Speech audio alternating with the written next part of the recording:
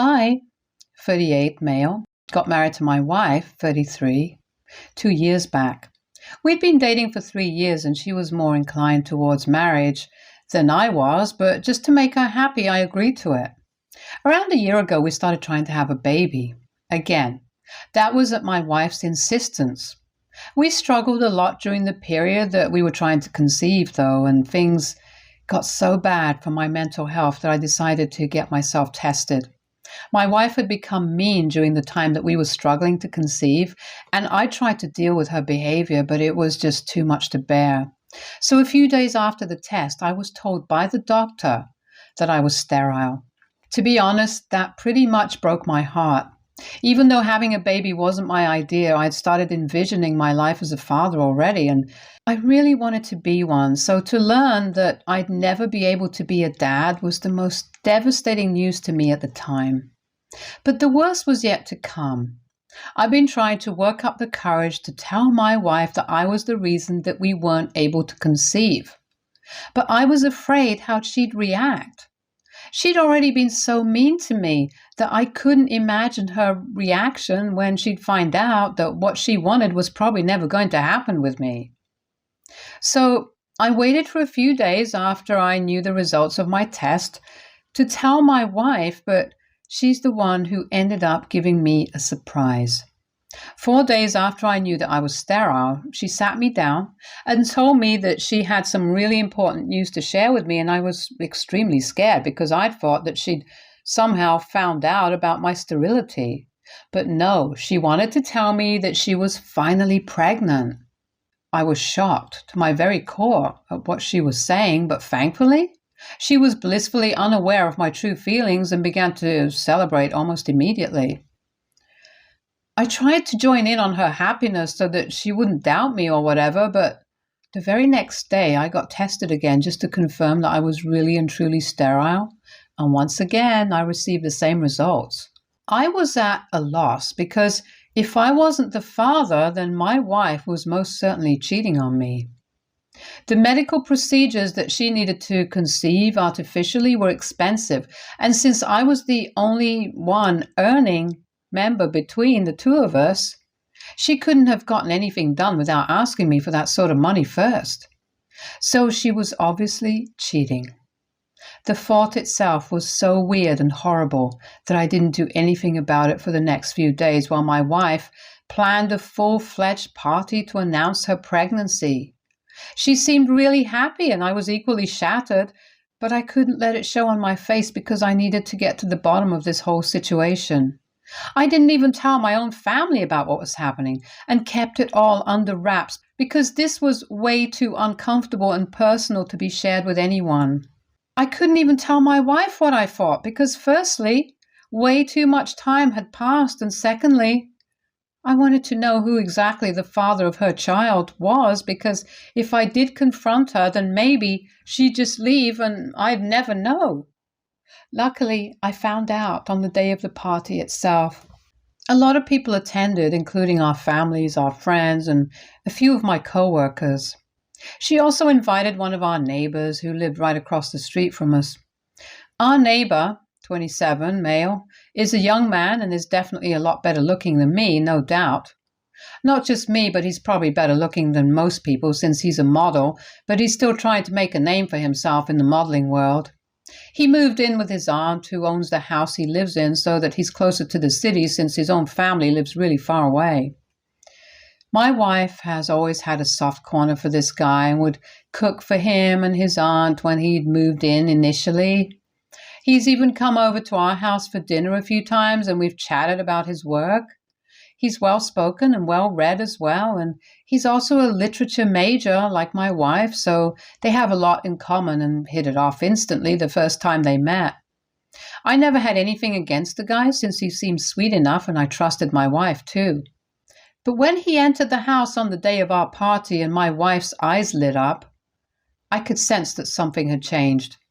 She made a beeline for him as soon as he walked in and they hugged each other for longer than she'd hugged any of the other guests. Nobody else seemed to notice this, but I did. And I could tell they had something brewing, but I just needed a way to confirm it. So I decided to excuse myself to go to the loo, but headed to the bedroom instead and opened up my wife's laptop. I'd been able to check her phone while she was asleep a few days after she told me she was pregnant, but I hadn't found anything suspicious. Getting to her laptop had proved to be a little more difficult since whenever I was home, she was constantly watching something or typing something on it.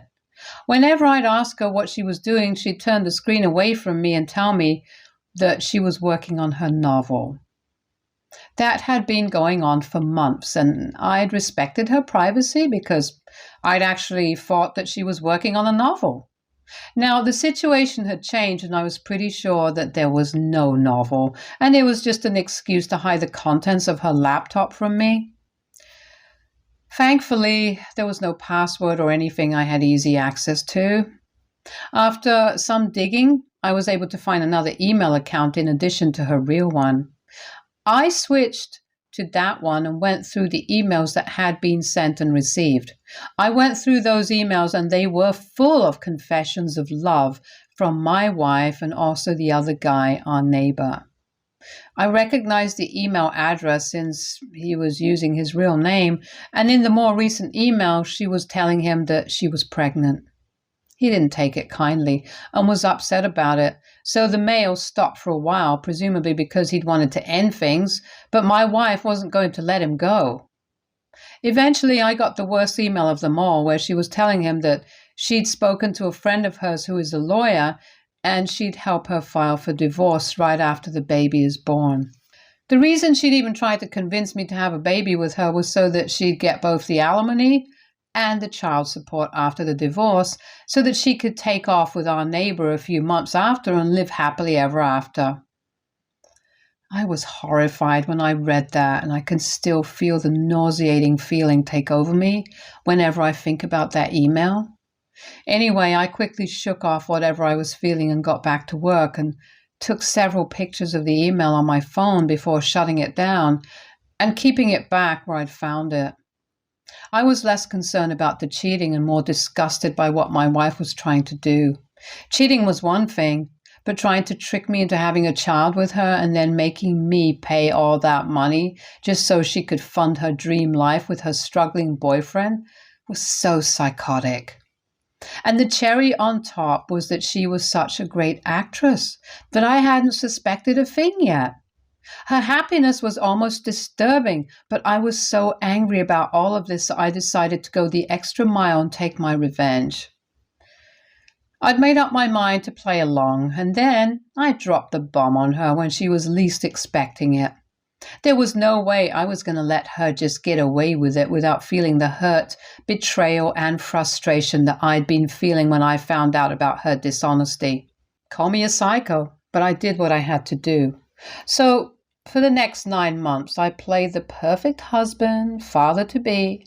It was tough knowing that she was lying through her teeth to me all this while, but the more she lied and pretended to be happy with me, the more it strengthened my resolve to see this through. I attended every meeting with her doctor and made sure she took all her vitamins on time and was the best husband that one could ask for. Then, finally, a few days ago, my wife went into labor. I was extremely nervous because who wouldn't be in my situation? But I put that all aside and took her to the hospital all by myself. I'd called her parents already, but not mine, since I didn't want them present there in case things became too dramatic. Anyway, her parents had to drive for an hour to get to the hospital, so we had some time to ourselves, and that's when I chose to drop the bomb on her.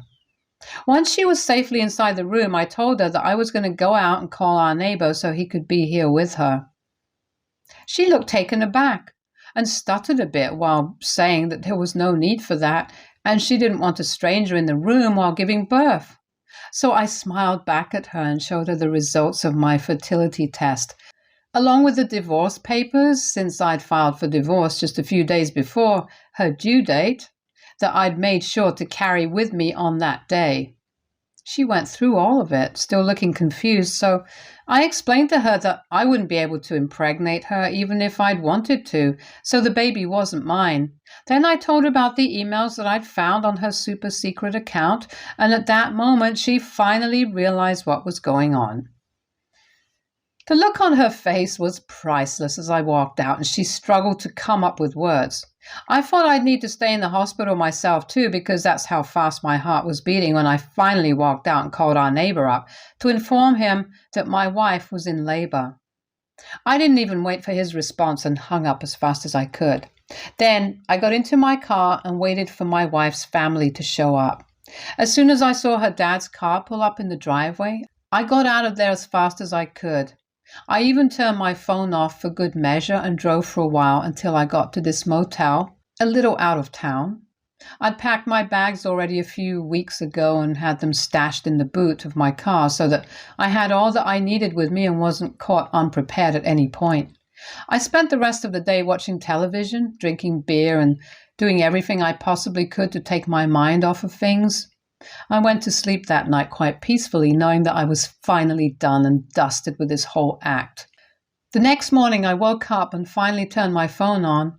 Naturally, there were hundreds of texts from my wife and my neighbor, none of which I bothered to even open, but I did go through some texts that my parents and brother had sent me. I guess my wife had probably contacted them when she couldn't reach me, so I decided to call my parents back and speak to them. I told them that I'd be coming back home in a while, and even told them to get my brother there if possible so that I could explain the entire situation to them, because they did deserve an explanation for what was happening. I drove to my parents' house, and my brother was already there, all of them looking confused and kind of annoyed, which was natural, because to them I just missed the birth of my own child and had also made them miss the birth of their grandchild. But I sat them down and explained the whole story to them and told them my reasons for what I'd done, and by the time I was done telling them, they were speechless. I was ready to be bombarded with questions and accusations, but nothing of the sort happened. All my dad said was that he hoped nothing worse would happen, and if the others had any other comments, they didn't say anything, so it was all chill on that front. That was a few days back, and while my family hasn't said much, my wife has gone above and beyond to accuse me of ruining her experience of becoming a mother for the first time. She's been trying to call me and text me ever since I left, but I haven't answered anything. Even my neighbor texted me a few hours ago saying that my wife was really upset and that we should keep our differences aside for her sake and at least try to sort things out with her for once. I can't believe the audacity that these people have, still trying to talk to me and make it seem like this is some petty thing that I'm getting pissed about. He mentioned a couple of other things as well in his text, like how my wife has started to fall back in love with me during her pregnancy, which had been a shock for both of them as well, so I should at least try to give our marriage a second chance. I called BS on that, because if she'd started to fall for me again, then why was my neighbor still in the picture? I don't know why they think I'm that stupid.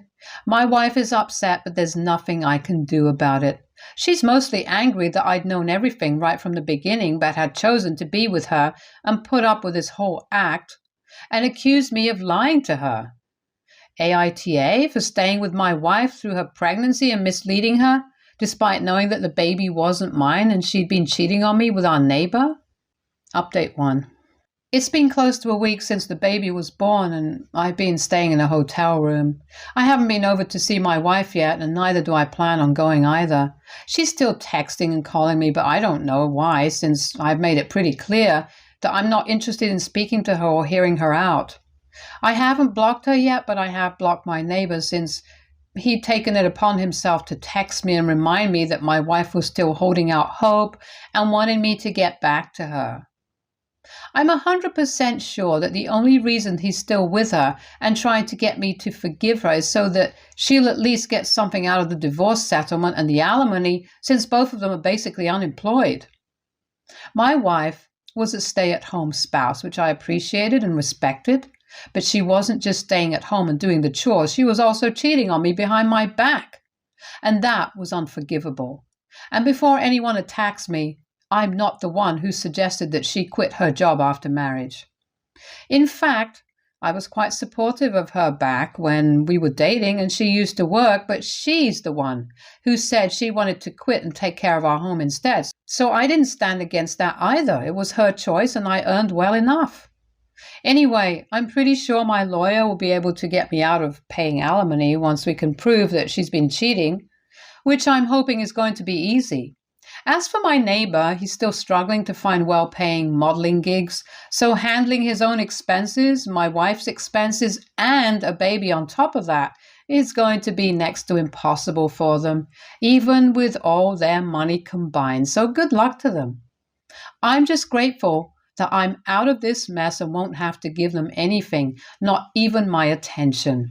I just hope that my wife realizes that and doesn't waste more of my time by contesting the divorce.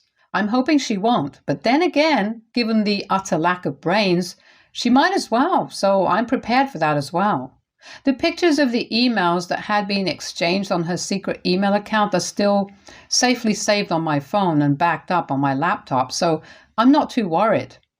Even if she decides to delete her account, she cannot delete those images that I have, and I know I'll be good to go. Worst comes to worst, I'll even pay her the alimony, but at least I won't have to be with her. She should count herself lucky. I'm giving her time to vacate our house by herself and haven't forcefully evicted her since the house is registered under my name. I'm hoping for the best now, and maybe this will blow over soon enough. Update 2. I was right. My wife's an idiot and has decided to negotiate since she wasn't happy with the settlement that I'd offered, which was basically just the amount that she'd spent during the course of the marriage, and even that felt pretty generous to me. I don't even understand what miracle she thinks is going to happen, but whatever, good for her. She texted me yesterday saying that she'd vacated the house today, and I went back happily, thinking that she'd probably moved in with her parents or something, but was super disappointed to learn that she just moved across the street into our neighbor's house, and I'd still have to see her and her boyfriend's faces every single day now. I even considered going back to living in a hotel, but didn't, since this was my house and I had every right to live wherever I wanted to. I wasn't going to pack up and go just because they were going to make me uncomfortable. I did wonder why my wife hadn't gone to live with her parents instead, since living with our neighbor was going to negatively impact the divorce case, and she was just making the situation worse for herself. But I didn't have to think too hard, because while scrolling through all the unread messages that I'd received from multiple people so far, I also noticed one from my wife's father. I hadn't responded to several people who had texted me in the past few days, and his message had also gotten lost in it. It was a long text about how sorry he was regarding what his daughter had done, and told me that they were strongly against her actions. Her father was saying these things, so it meant a lot to me and validated my emotions so much that I could feel tears coming on, but held back. Anyway, he apologized for my wife's behavior and told me that he'd cut her off since she told him that she wanted to contest the divorce. So far, nothing that my wife was doing made any sense to me at all, since everything that she'd done was eventually going to backfire, and surely even someone like her had the good sense to realize that. Either she's just really stupid, or she still has some sick and twisted tricks up her sleeve. I'm hoping it's not the latter, but then I wouldn't put it past her. She is pretty much the worst. This living arrangement is definitely going to lead to some complications, and I'm sure they'll try to make me uncomfortable or jealous, but I'm determined not to let them get under my skin and provoke me, because they're definitely going to use that against me. All things considered, I'm still saving a fortune since I don't have to live in a hotel. Update 3. So it's been a month since the negotiations for my divorce settlement began, and so far it's going pretty badly for my wife. I've been able to prove that she'd been cheating on me, and she'd even made my job easier by moving in with the guy I'd accused her of cheating on me with, so there was no question about the validity of my claims. She tried to make up some false accusations about how I was an alcoholic, which is also why I was sterile, and that's why she'd gone ahead and had an affair since when we were trying to conceive. I'd become really cruel and bitter towards her. But that was all disproved quite easily, since everyone knew I'd quit drinking last year when we'd decided to start trying for a baby and haven't touched alcohol since. Again, I don't know why she thought that would work, and it was pretty damn stupid on her part. I guess she was just grasping at straws since her initial plan had failed miserably, and now she was too busy, and her baby daddy was too stupid, so there they were. By now, both of us are well aware of the fact that the chances of her walking away with any alimony at all are very slim, and I guess she must have told her boyfriend this since a few days ago she was quite unceremoniously kicked out of his house with her baby. Yeah, that's right. I heard a lot of screaming and shouting from their house, and then, within minutes, I saw my wife and her son being pushed out of the house, while the father screamed absolutely disgusting things about her and called her every name in the book. I was watching all this happen from my living room, and the second I saw him shove my wife out while she was carrying the baby, I rushed out to help. Enmity be damned, I couldn't let a poor innocent baby suffer for something that isn't even his fault. By the time I reached his doorstep, he'd already slammed the door shut while my wife and her son were both sobbing. I carried the baby and grabbed my wife's hand so that I could lead them back to my house across the street, and then call my father-in-law up so that he could take her home. Within an hour, he showed up and took her away, once again thanking me for all that I'd done. During that 1 hour, my wife had been crying like a baby herself, so I'd basically been calming both mother and child down myself. I wanted to call the cops as well, but she managed to persuade me to let it go since she didn't want more trouble. She was apologizing again and again for whatever had happened and told me that she'd been so desperate to be with the one she loved that she'd lost all her self-respect and morals, and she was truly sorry about all of it. She told me she'll accept whatever happens and isn't going to negotiate anymore, so the divorce is finalized faster. I guess that's one good thing. I hope she decides to press charges eventually on this a-hole, though, and heals herself as well. But at least I did whatever I could and was a decent person, and I don't regret anything. Stay tuned for more stories from our girl relationships.